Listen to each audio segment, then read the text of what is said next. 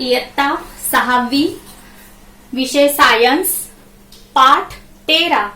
पाठाचे नाव आहे ध्वनी. तर आज आपण शिकतोय ध्वनी. तर बच्चा पार्टी, ध्वनी म्हणजे काय? तर ध्वनी म्हणजे आवाज.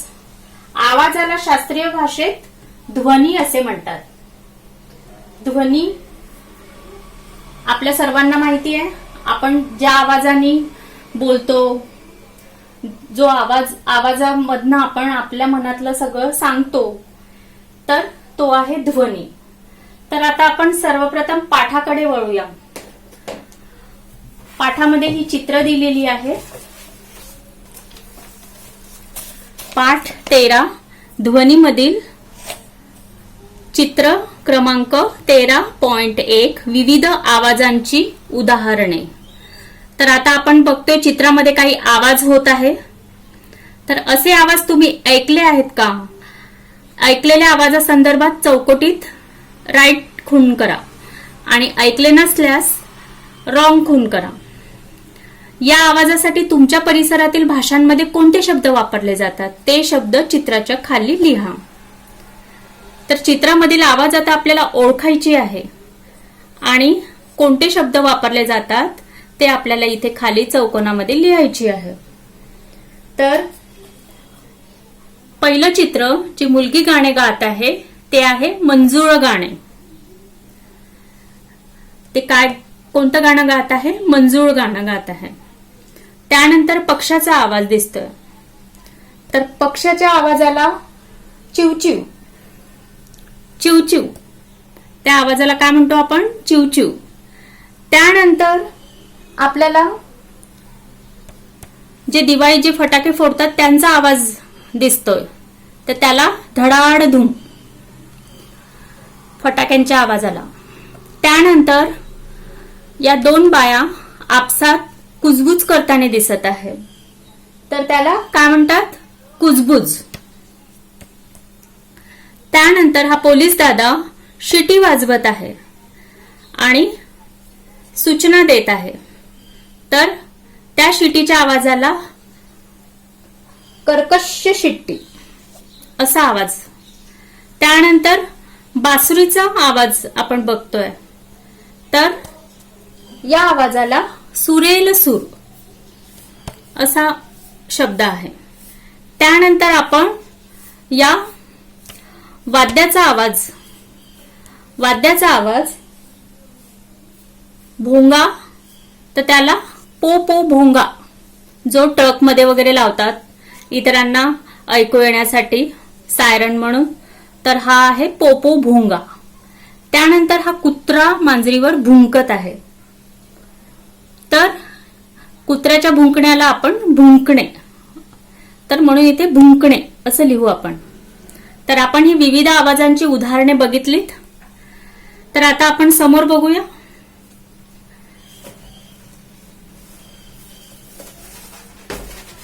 आवाजाला शास्त्रीय भाषेत ध्वनी असे म्हणतात.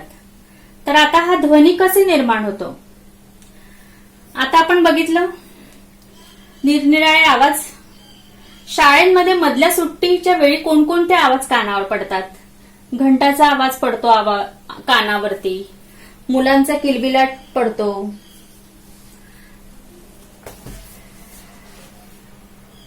वर्गामध्ये शांतता असताना डोळे मिटून शांत बसा. आसपासचे कोणते आवाज ऐकू येतात त्याची नोंद करा. या सर्व आवाजांची सामायिक यादी करून त्यावर चर्चा करा. आपल्याला ऐकू येणाऱ्या असंख्य आवाजामध्ये खूप विविधता असते, हे तुमच्या लक्षात येईल. तर या ध्वनीचे लहान मोठे, आवडणारे किंवा न आवडणारे अशा दोन पद्धतींनी वर्गीकरण करा. तर काही ध्वनी मोठे असल्याने सहज ऐकू येतात, तर काही ध्वनी खूप लहान असल्याने ते लक्ष दिल्याशिवाय ऐकू येत नाही. काही ध्वनी आपल्याला आवडतात, तर काही ध्वनींचा आपल्याला अतिशय त्रास होतो. उदाहरण डीजे, त्याचा आवाज अतिशय कर्कश असतो, तर आपल्याला अतिशय तो डीजे बंद होईपर्यंत त्रास होतो. मोठमोठे वाद्य जे खूप कर्कश आवाजात वाजत असतात, तर त्याचा आपल्याला अतिशय त्रास होतो. किंवा हॉर्न, मोठे मोठे हॉर्न सतत वाजवत असतात रस्त्याने, तर त्या आवाजांचा अतिशय त्रास होतो. तर आता आपण बघतोय ध्वनी कसे निर्माण होतात. घरातील रेडिओ अथवा टेप रेकॉर्डर, तर आवाज म्हणजेच ध्वनी. घरातील रेडिओ अथवा टेप रेकॉर्डर गाणे वाजत असताना त्यांच्या स्पीकरवर हात ठेवा. काय जाणवतं? कधी केलाय तुम्ही हा प्रयोग? तर करून बघा की घरातील रेडिओ अथवा टेप रेकॉर्डर गाणे वाजत असताना त्याच्या स्पीकरवर हात ठेवा आणि काय जाणवते ते बघा. काही वेळानंतर रेडिओ अथवा टेप रेकॉर्डर बंद करा. आता काय जाणवते ते बघा. तर रेडिओ अथवा टेप रेकॉर्डरवर गाणे वाजत असताना आपल्या हातांना कंपने जाणवतात. ही उपकरणे बंद केल्यावर कंपने नाहीशी होतात. एक रबर बँड घ्या व पाठ्यपुस्तक पान 92 वरील चित्रात दाखवल्याप्रमाणे ताणून त्याची एक बाजू सोडून द्या. काय दिसेल? रबर बँडच्या हालचालीशिवाय इतर कोणती गोष्ट तुम्हाला जाणवली ते तपासा. तर रबर बँड कंप पावतो, त्याच्या कंपनात वेग असतो. एखादा तबला घेऊन, हे सर्व तुम्हाला करून बघायचे आहे. एखाद्या तबला घेऊन त्याच्या पडद्यावर थोडा भुसा, मोहरीचे दाणे किंवा वाळू पसरा.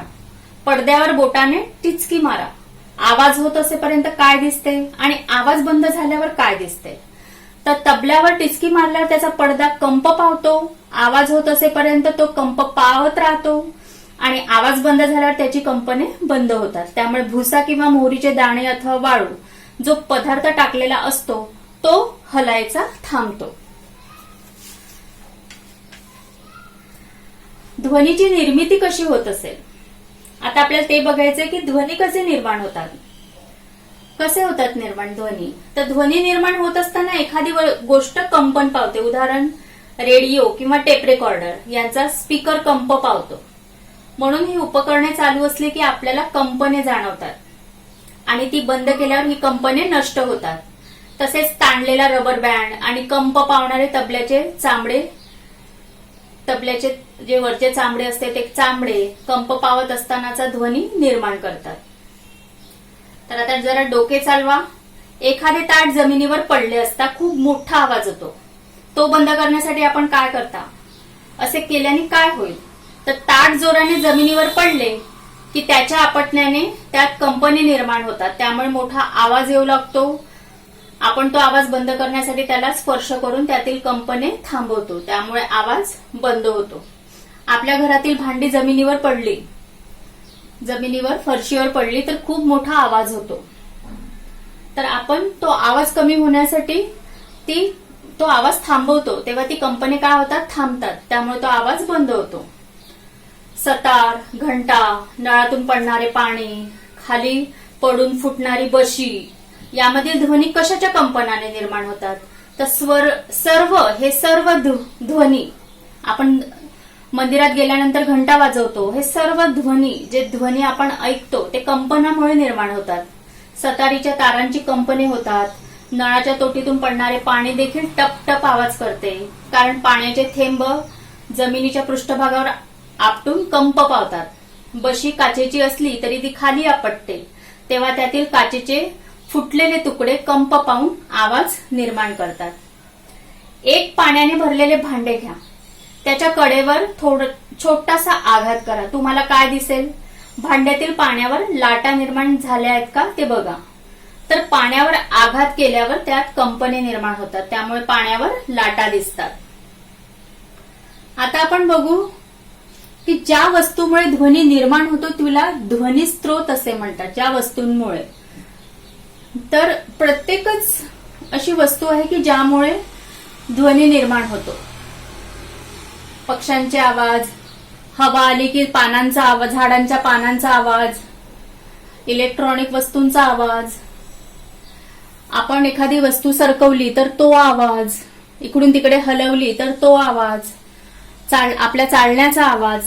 तर या सर्व वस्तूंमुळे ध्वनी निर्माण होतो. विजेचा आवाज, वारा वाहू लागला तर वाऱ्याचा आवाज, आपल्याला थंडी वाटली तर आपण हुडहुड करतो तर तो आपला मधनं निघणारा आवाज. तर निसर्गातनं, आपल्या स्वतःमधनं, वस्तूंमधनं, नळाचं पाणी, पावसाचं पाणी, या सर्व वस्तूंमधनं ध्वनी निर्माण होतो आणि तिला ध्वनीचे स्रोत असे म्हणतात. तर आपण बघूया आता ध्वनिशास्त्र.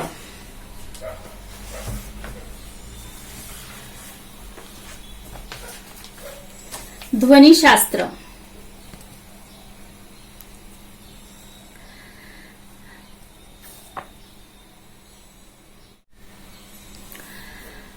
तर ध्वनिशास्त्र आपण आधी आकृती बघूया. तर आपण ही जी आकृती बघतोय, स्वरयंत्र जे आपल्या घशात असतं हे स्वरयंत्र आहे. ही श्वसन नलिका आहे, इथे डिटेलमध्ये दिलेलं आहे. स्वरयंत्र आहे आणि हे ध्वनी तंतू आहे. तर ध्वनी, नाद, आवाजाची निर्मिती, प्रसारण आणि त्याचे परिणाम याबद्दलचे विज्ञान म्हणजेच ध्वनिशास्त्र. ध्वनीची तीव्रता डेसिबल मध्ये मोजतात. डेसिबलला डीबी असे लिहितात. आपल्या घशातील स्वरयंत्रामध्ये असणाऱ्या ध्वनितंतूच्या कंपनामुळे ध्वनी निर्माण होतो. स्वरयंत्रातून निघणाऱ्या ध्वनीचा दर्जा ध्वनितंतूच्या ताठरपणावर अवलंबून असतो. तर आपण बघितलं की आपल्या शरीरामध्ये स्वरयंत्र कुठे असतं, ध्वनितंतू कुठे असतात, श्वसन नलिका, स्वरयंत्र आणि त्यानंतर ही आहे ध्वनितंतू. तर ध्वनी, नाद आणि आवाजाची निर्मिती, आवाजाचे प्रसारण आणि त्याचे परिणाम याबद्दलचे विज्ञान म्हणजेच ध्वनिशास्त्र आहे. आणि ध्वनी कशात मोजतात, डीबी मध्ये मोजतात म्हणजे डेसिबल. आणि आपल्या घशातील स्वरयंत्रामध्ये असणाऱ्या ध्वनितंतूच्या कंपनामुळे या ध्वनितंतूंच्या कंपनामुळे स्वरयंत्रामध्ये हे ध्वनितंतू असतात आणि त्याचे जे कंपन होतात त्या कंपनामुळे ध्वनी निर्माण होतो. तर स्वरयंत्रातून निघणाऱ्या ध्वनीचा दर्जा ध्वनितंतूच्या ताठरपणावर अवलंबून असतो. आता आपण बघूया ध्वनी कसा ऐकू येतो. ध्वनिशास्त्र बघितलं, ध्वनी कसा ऐकू येतो. तर ध्वनी स्त्रोताभोवती हवा असते. ध्वनी स्त्रोताभोवती हवा असते. ध्वनी स्त्रोताचे कंपन होऊ लागले की त्याच्या लगतचा हवेचा थरही कंप पावतो. ध्वनी स्त्रोतापासून सर्व दिशांना ध्वनीच्या कंपनाची लाट पसरत जाते. या लाटेलाच काय म्हणतात, ध्वनी लहर म्हणतात. या ध्वनी लहरी आपल्या कानापर्यंत पोहोचतात. कानातील पोकळीत नाजूक पडदा असतो, तो कंपन पावतो. या कंपनामुळे निर्माण होणारी संवेदना कानातील चेतातंतूद्वारे आपल्या मेंदूपर्यंत पोहोचते आणि आपल्याला ध्वनी ऐकू येतो.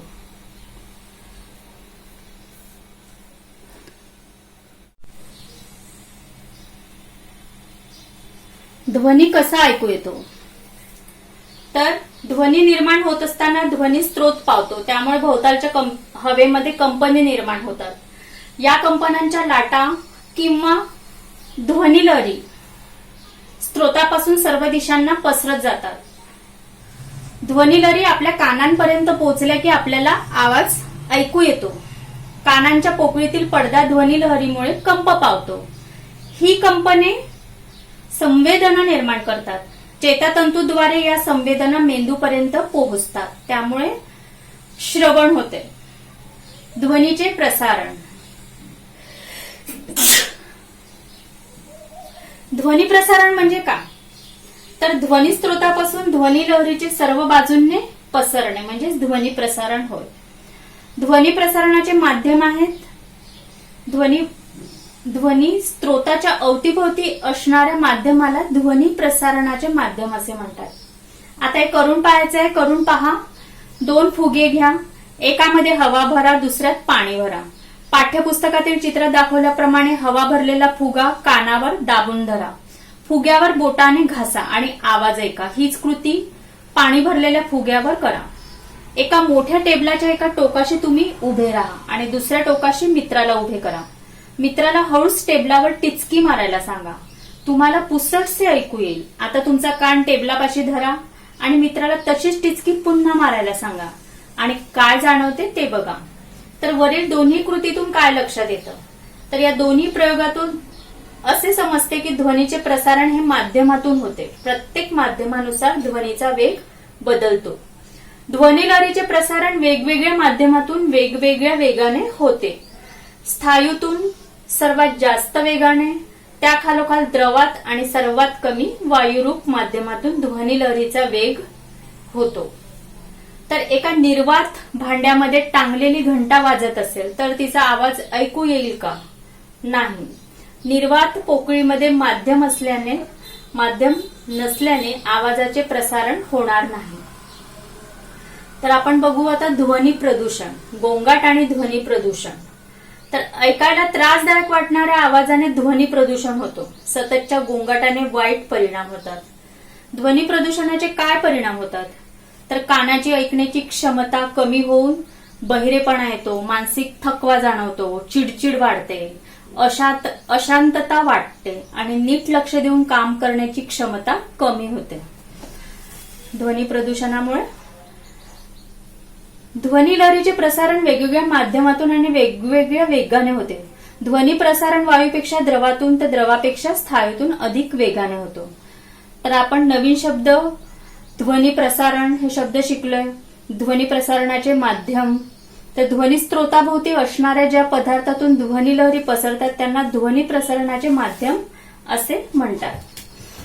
आणि ध्वनी प्रसारण, ध्वनी स्त्रोतापासून ध्वनी लहरी सर्व बाजूंना पसरणे म्हणजे ध्वनी प्रसारण होय. तर ध्वनी प्रसारणाचे माध्यम आणि ध्वनी प्रसारण आपण हे दोन्ही नवीन शब्द शिकलो आहेत या पाठामध्ये.